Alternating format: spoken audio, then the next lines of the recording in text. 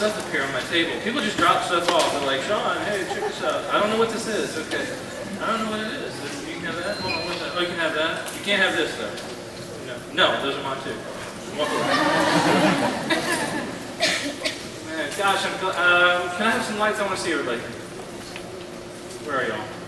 Oh, yeah. Now look around. This is awesome. Let's check you guys out. There's a lot of y'all in here, so thank y'all for being here.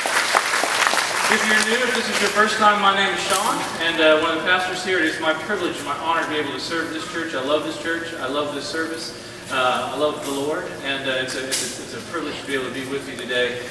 Did they ask you, Adam, did you ask how many folks are here for the first time or anything like that? Did he do that? Yeah. Did y'all like wave your hands and stuff when he said that? I know when you come to church for the first time, you're like, I'm raising my hand, there ain't no way. But I wouldn't mind seeing that. If you're here for the first time, you just throw it up real quick. Let me see. First time. Thank you.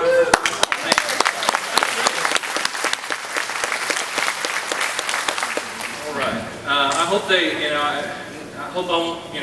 we've set the bar now with the music, so now it's my part, and I've got to stay up there, so because you guys come the first time, you're like, the music was great, let's see about the speaker now, come on now, let's see what's going to happen here.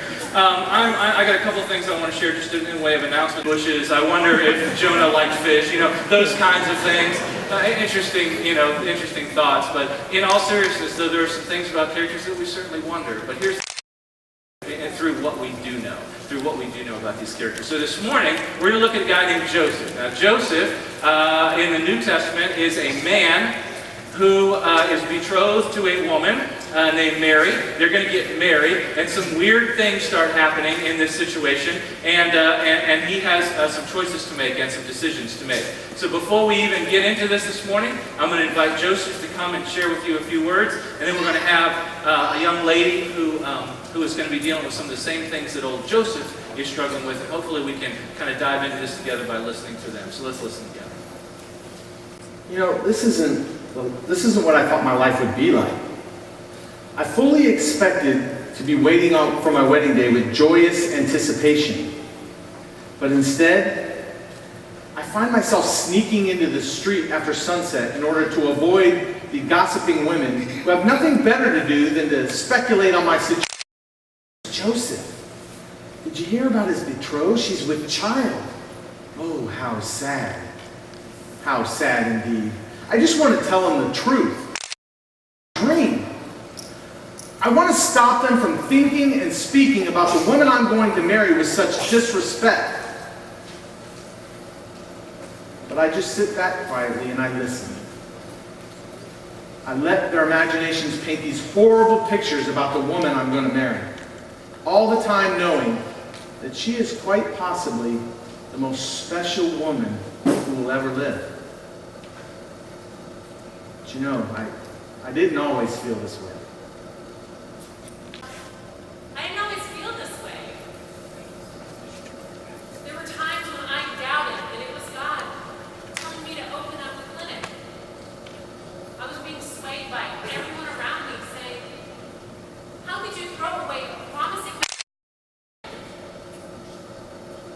My dad would say, have you lost your mind? You have over $100,000 in student loans from 8 years of medical school. And you expect opening up this free clinic is going to help you pay it off?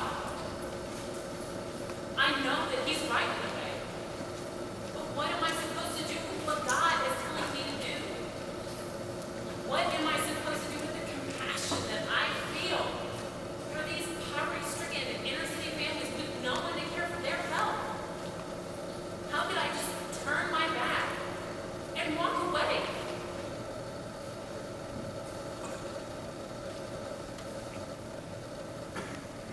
How could I just turn and walk away? You see, I'm an analytical man. I like to think things through. In my work, I have to have accuracy and I have to have structure. See, I square off all the corners, I follow the plumb lines. I'm a carpenter by trade.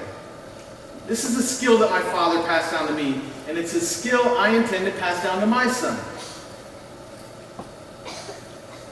My son. Listen to me, he's not my son, is he? He's God's son, and this is God's plan. He chose us.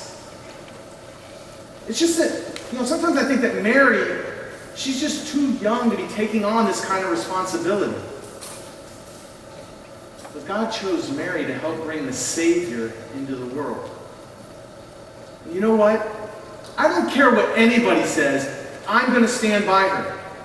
I'm going to stand by her even when it feels like it's just me and her standing alone. Because we're not alone. God is with us. You will always have God with you. You used to tell me that every night before I went to bed, Dad.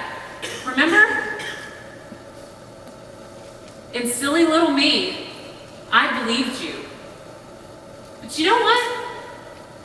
I do have God with me. I wouldn't be able to be making this decision that everyone thinks is idiotic and irresponsible if I didn't know that God was directing me. Now, believe me, this is not what I had planned for my life. Most med students expect to be making a six-figure income by the time they become practicing doctors. They expect to pay off their loans and then live a very comfortable life. I was no different. I wasn't expecting God to invade and change my plans. But He did. And here I am.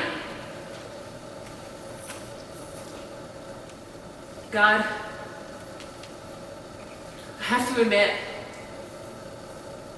I'm afraid. But I would rather be afraid and be doing what you are telling me to do than to be confidently living someone else's life. So here I am, ready and willing